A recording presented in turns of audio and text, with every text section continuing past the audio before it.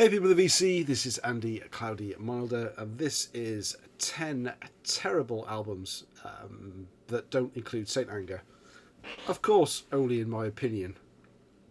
This is a thread response to Metal Mickey and Jürgen Armine, who both put out videos today. It was Mike's original idea, and Jürgen jumped on it super quick. And I think the idea for this is that so many people don't want to offend anybody or give a bad opinion of an album because, you know, they don't want to get thumbs down on their videos. They don't want to lose subscribers, and they generally want to be nice to everybody. And I think Mike's point is, you know, we all have different opinions, and that's what makes the whole sort of musical debate and talk about music so interesting, is that you can have a different opinion of an album to your best friend, and you're not going to fall out with them. Yet on things like YouTube, people will passive aggressive, I guess. They'll unsubscribe and they'll leave a thumbs down and they won't leave a comment. So I'm going to show 10 albums here that are in my collection that I don't think are really any good at all. Why do I have 10 albums in my collection that I don't think are any good? I probably have more. Firstly, because I'm lazy and I haven't got rid of them so far. Secondly, some of them are really not worth anything at all. So the hassle of putting them on eBay or even giving them to somebody else, you know, I don't know who else would like these albums. It's just a chore. But certainly, as I struggle with space, and I'm close to that already, these are albums that I would happily, you know, vacate from my collection and not lose any sleep over, even if they are one of your favourite albums. You know, that doesn't bother me, and it shouldn't bother you if I don't like them either. Having said that, anything that I show here, I would be open to pass on or trade for whatever reason, for something that I would like if you've got in your collection that you don't like that I do. So let me show you what I've got. As I say, some of these you may well know, some of these you may well hold dear to your heart. And if you do have a difference of opinion, let me know in the comments. Don't just leave a cowardly thumbs down. Leave a thumbs down if that's what you want to do, but then tell me why you did it in the comments, if you're brave enough. Okay, challenge accepted. First one, Slayer, Undisputed Attitude. Now, Slayer as a band, I did not get into until maybe the last 10 years or so. And I picked up a lot of Slayer stuff, fairly cheap. This was probably a Music Magpie, and fairly blind, thinking like, it's Slayer, or what's not to like. I remember playing this one for the first time, and it took me a little while to click on that it was all covers, and it was all sort of punk hardcore covers. Now, I'm not against punk, and I'm not against hardcore, but an album of Slayer covering punk and hardcore, I have no time for at all. I didn't get it. I just didn't click with the album. I didn't like their versions of some of the songs. Some of these songs I do know. Some of these bands I do know. But Slayer doing them, I could just do without. Probably the worst Slayer album I have ever heard. It's number one. That's what we're going with, this kind of thing.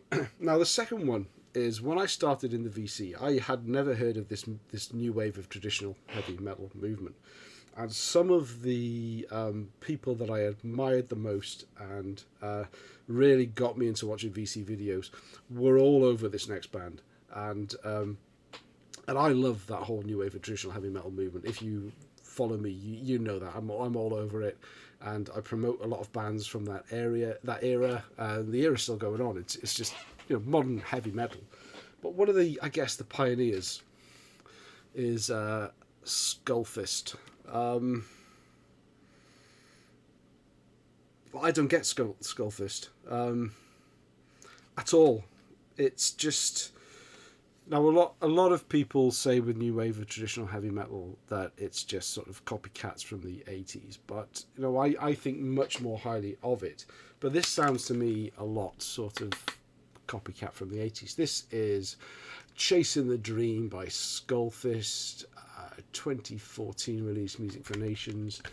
I just don't get it, and it's the vocals that kind of put me off. It kind of sounds like they're trying to sing like they were in the 80s. They're trying to sound like an 80s band rather than be a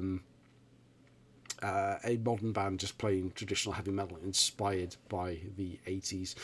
Now I know Skullfist are a big influence on a lot of bands that started out thinking like, you know, heavy metal isn't dead and I can play that style and it's fine, but I didn't go any further with Skullfist beyond this, and it just didn't click with me at all, despite a lot of love and attention it was getting in the VC at the time from people that I wanted to like it because they were showing it, but again, it's same with Cauldron as well. I just didn't really get Cauldron either, but I gave away my Cauldron album, so I can't really show those. New wave of British heavy metal covers a really wide range of band styles. It's often thought to be a sound, but it's more of an era. And one of the bands that is lumped into that era is Roon Staff. If you've never heard of them, don't worry, I hadn't heard them either. This was a blind buy off eBay, I think it was, or maybe Discogs. The cover to me kind of gripped me. It looks a bit DIY, which a lot of the new wave of British heavy metal bands were. It also looks like it could be a little bit doomy, a bit mysterious. And this is a self-titled album by Roon Staff. It came out in 1985. It's on Heavy Metal Records. The alarm bell should have rung when I saw that we not only have a lead vocalist and piano, we also have a keyboard player as well. And this is really it's AOR really, but it's also AOR bordering on 80s pop music, and it is so not my thing at all. Roon Staff, 1980, not heavy metal, but even on Discogs it's classed as a heavy metal album, so make your own mind up, let me know what you think. When you collect bands because you like the bands and you feel like you need to be a completist, I did that with Portrait. Now this is Portrait's first album. I've talked about this recently in a recent update because it took me a long time for it to move from the inbox to the shelf, and it took a long time because I can't get into it at all. I really like Portrait. They've released a new album this year and it is fantastic. Absolutely love it. But with their vocalist on here, Philip Svenefelt, it sounds horrible, disjointed, screechy, cackly, horrible. Absolutely hate it. So I think at some point I am going to be in possession of all 5 studio albums. Well, 4 of the 5 studio albums without this one. If I see this start to leap up in price, or if anyone wants to do a trade with this one, I am certainly open to do that. Terrible album, great band, terrible album, and that's what we're trying to focus on here. Is not just pick out obvious albums that people say don't like, but I'm trying to pick bands where I do like the majority of their collection. Roon Staff is an exception where I do like the majority of their collection, but one album maybe sticks out like a sore thumb. So I'm not just picking on things. So I could easily pick something like Merciful Fate or King Diamond and talk about the vocals because I don't like them, but you all know that, and why would I continue to pick up stuff I know that I'm going to struggle with? Crocus the Blitz. Awful album. I do like 80s Crocus up to this point. It's raw, it's got the AC/DC vibe to it, but a little bit more exciting than AC/DC most of the time. But any album that is, the Blitz, they've called it this because they've done a cover of Ballroom Blitz. Any band that has to do a cover of Ballroom Blitz on their album, it's going to be a terrible album, and to name the album after a terrible cover is a terrible thing to do. But I don't blame any of these guys. I blame Butch Stone. Butch Stone, he's got his name on the album as Career Direction, and if it was his idea to go from that raw, rocking, 80s hard rock sound, then shame on you, Butch Stone. You're the reason I fucking hate this album, and shame on you.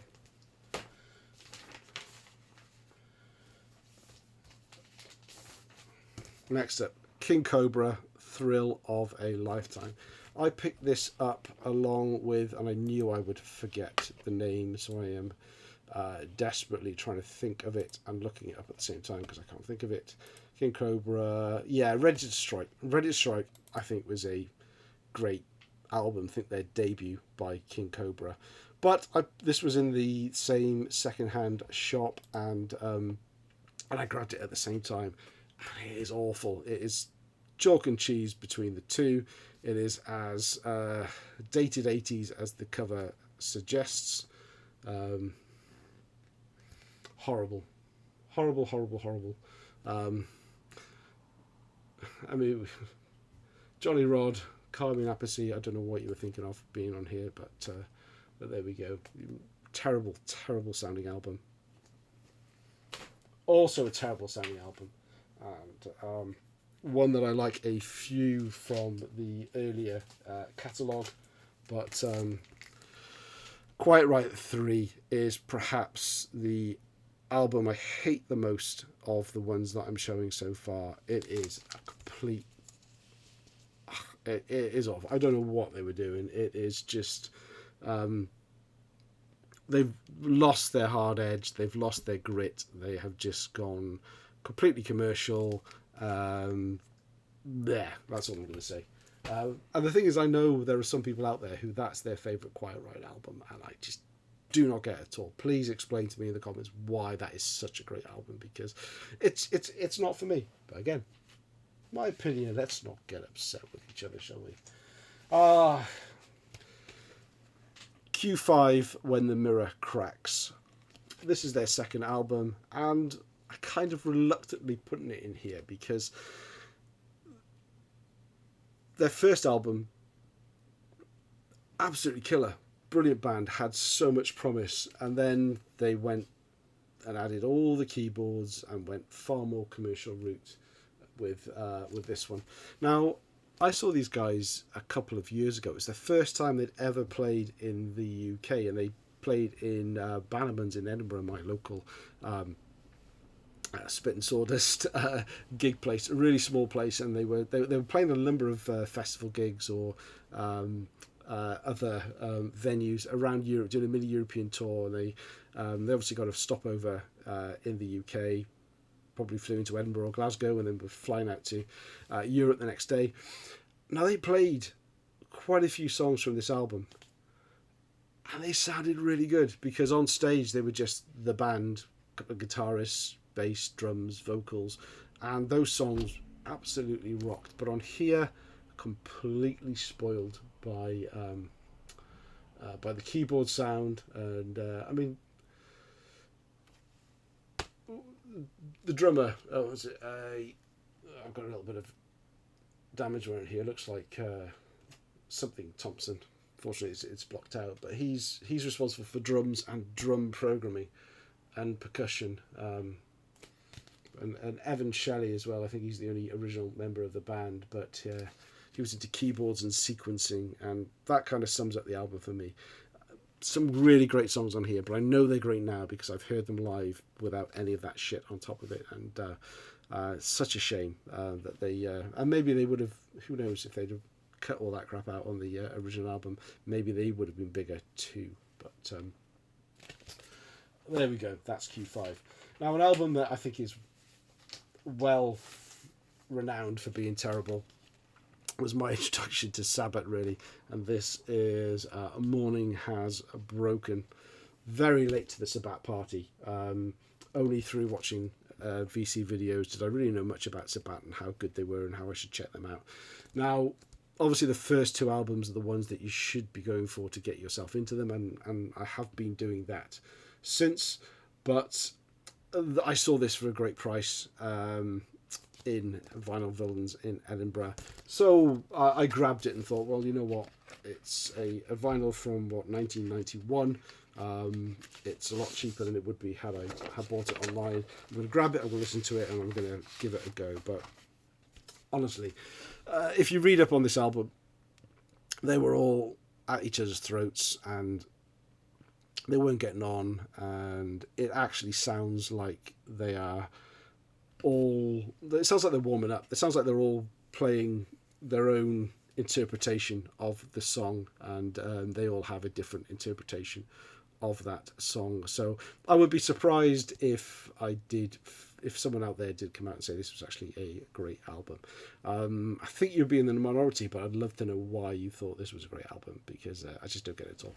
I've since picked up Dreamweaver, and I'm working my way through it, but it's a complex album. I don't want to get everything by Sabat, the first couple of albums, and just for them to become all in one. Like I mentioned about when I bought everything in Gamma Ray and everything's just become merged together. I really want to get to know those albums, and I'll always be able to pick them up on CD, no problem at all. But Morning Has Broken by Sabat is not good at all. And my 10th and final album for this thread, Tigers of Pangtang, The Cage. Again, I have heard so many people on the VC talk about what a brilliant album this is. Wildcat for me was one of the best new wave of British heavy metal debut albums ever. They had, was it Crazy Nights and Spellbound after, which I enjoy, but with John Devil on vocals, I prefer. I just wish they would have stayed with Jess Cox.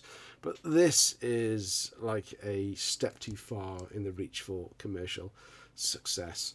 Now, I bought this album for a £5 at a record fair, probably about 6 years ago.